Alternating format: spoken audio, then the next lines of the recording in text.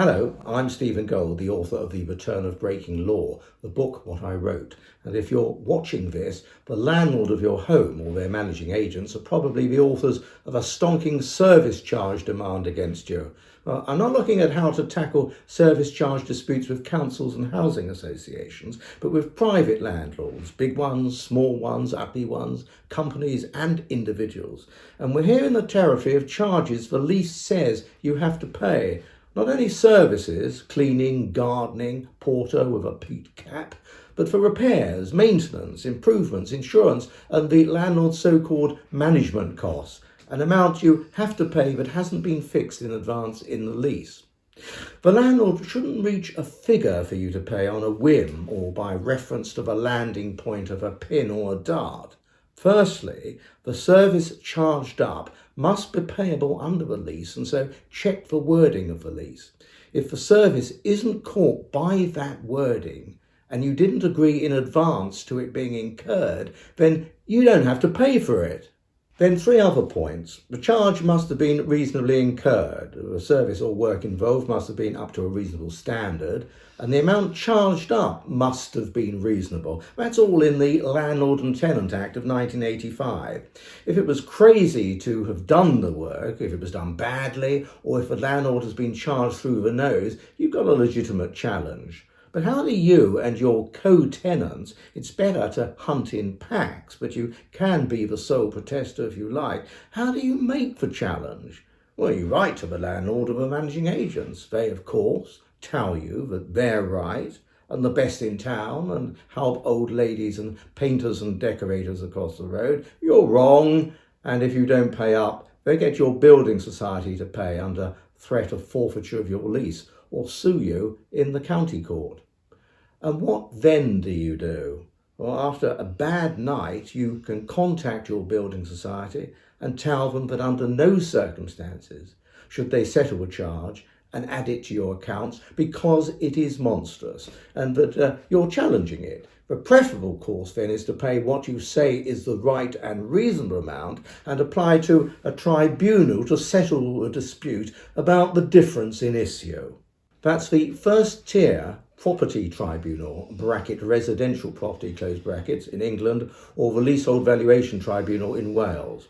If you're of a highly nervous disposition, pay the lot, but at the same time notify the landlord you're doing so under protest. But you challenge your liability to pay the lot unless you're going to a tribunal. If in due course the tribunal backs you, then it can order the landlord to repay the amount you overpaid.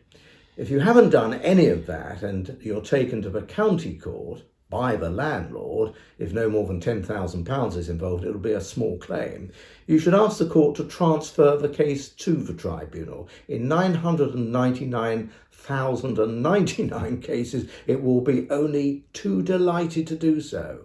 One thing to watch out for. In effect, the lease will probably say, if it doesn't, I'm a banana, that the landlord can personally charge you and your co-tenants for dealing with a service charge dispute, their costs.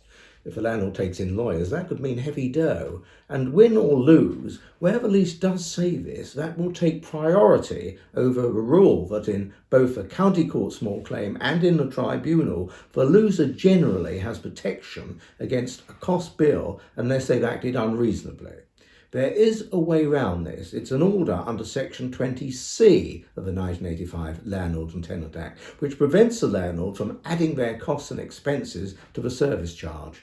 Both the county court and the tribunal can make an order like this if it is just and equitable to do so. More on how to go about getting one of these orders in my book. So, what specific arguments have been successfully run against service charge demands? I examine these in my book, of course. But here's one of my favourites. It is what I call the building insurance premium is unreasonable and look at the quotes I've got argument. The case involved a purpose-built block of 16 flats with garages in Harpenden. The dispute was over the insurance premium for the block for a period of 3 years, which had to be shared between each flat. The tenants challenged the premiums, which the landlord was claiming they had to pay. The tenants prevailed. a tribunal knocked down 1 year's premium from £12,598 to 2,803, the next year's from 12,670 to 2,819, and the third year from 11,150 to 3,107, and these reductions were confirmed on appeal. The critical point that had to be decided was whether the premiums asked for had been reasonably incurred. It wasn't necessary for the landlord to show that the premium charge was the lowest that could be obtained in the market, but it still had to be reasonable. A landlord would be required to explain the process by which the policy and the premium had been selected.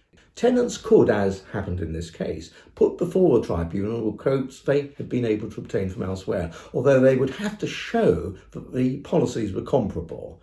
As also happened in this case, it was open to a landlord with a number of properties to negotiate a block policy with insurers covering the whole lot. However, the landlord would then need to prove that this had not resulted in a substantially higher premium which had been passed on to the tenants of a particular building without any significant compensating advantages to them.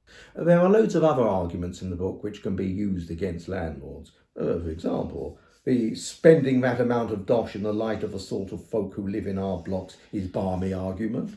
The put your specs on, mate, and the lease doesn't say you can charge us up for your costs of this dispute argument. This is good stuff. The interim payment asked for is too high because of money coming from Buggins argument. The interim charge isn't reasonable and you still have a problem with your specs argument.